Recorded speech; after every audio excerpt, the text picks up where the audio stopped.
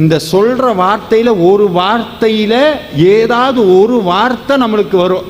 இன்னொன்னு சொல்றேன், நீங்க பூஜை அறை இருக்கு பாருங்க, வேல் வச்சு பூஜை பண்றீங்கல்ல, அந்த வேல் வச்சு பூஜை பண்றீங்கன்னா எப்பவும் ஒரே மாதிரி அலங்காரம் பண்றது, அந்த சாமிக்கு தண்ணி வைக்கிறீங்க, நெய்வேதியம் வைக்கிறீங்கல்ல, நெய்வேதியை இடது பக்கம் வைக்கிறேன்னா இடது பக்கம் தான் எப்பவும் வைக்கணும், வலது பக்கம் வைக்கிறேன்னா வலது பக்கம் தான் எப்பவும் வைக்கணும், மாற்றக்கூடாது.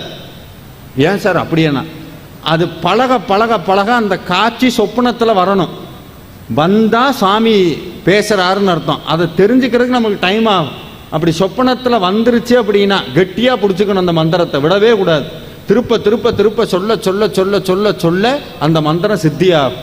சித்தினா என்னன்னா நினைச்சதை கொடுக்கும்.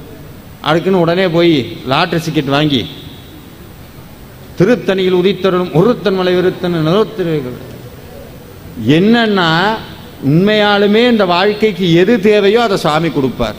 இது மாதிரி நிறையா விஷயங்கள் இருக்கு. அதனால் இந்த திருத்தணியில் உதித்தருங்கிறதா மகா மந்திரம்.